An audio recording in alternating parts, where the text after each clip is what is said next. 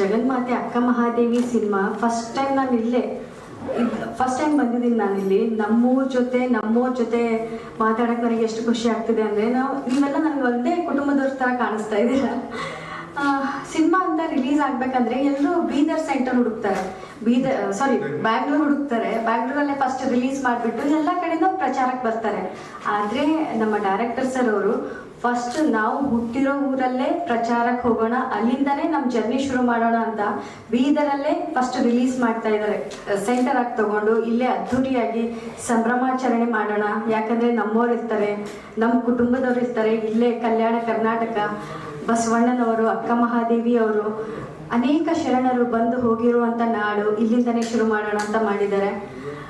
ಇದರಲ್ಲಿ ನಾನು ಅಕ್ಕ ಮಹಾದೇವಿ ಪಾತ್ರ ಮಾಡಿದ್ದೀನಿ, ಈಗಾಗಲೇ ಎಲ್ರಿಗೂ ಗೊತ್ತು. ತುಂಬ ಜನ ಟ್ರೇಲರ್ ನೋಡಿಬಿಟ್ಟು ಹೇಳ್ತಿದ್ದಾರೆ ತುಂಬ ಚೆನ್ನಾಗಿ ಮಾಡಿದ್ದೀರಾ ಆ್ಯಕ್ಟಿಂಗು ಅಂತ.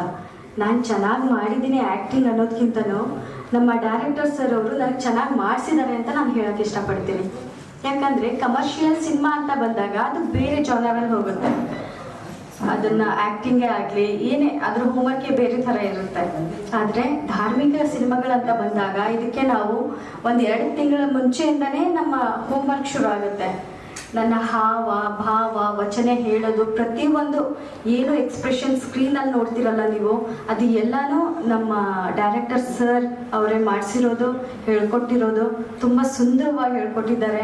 ಅಕ್ಕ ಮಹಾದೇವಿ ಅವರ ಜನನ ಹಿಡಿದು ವಚನಗಾರ್ತಿ ಹೇಗಾದರೂ, ಆಯ್ಕೆ ಹೇಗಾಗ್ತಾರೆ ಅವರ ಜೀವನ ಚರಿತ್ರೆ ಏನಿದೆ ಅಂತ ವಚನಗಳ ಮುಖಾಂತರ ತುಂಬ ಸುಂದರವಾಗಿ ಸಿನಿಮಾದ ಮುಖಾಂತರ ನಿಮ್ಮೆಲ್ಲರೂ ಮುಂದೆ 2ನೇ ತಾರೀಕು ಬರ್ತಾ ಇದ್ದೀವಿ. ನಮಗೆ ಖುಷಿ ಇದೆ. ಆ ಸಂಭ್ರಮ ಆಚರಣೆಯಲ್ಲಿ ನೀವು ನಮ್ಮ ಜೊತೆ ಸಂಭ್ರಮಿಸೋಕ್ಕೆ ಬಂದರೆ ನಮಗೂ ಖುಷಿ ಆಗುತ್ತೆ. ಸಿನಿಮಾ ರಿಲೀಸ್ ಆಗೋಕ್ಕೆ ನೀವೆಲ್ಲ ಎಷ್ಟು ಕಾತುರದಿಂದ ಇದ್ದೀರೋ ಅದ್ರ 10 ಪಟ್ಟು ಕಾತುರದಿಂದ ನಾನು ಇದ್ದೀನಿ. ದಯವಿಟ್ಟು ತಾವೆಲ್ಲರೂ ಬಂದು ಸಿನಿಮಾ ನೋಡಿ.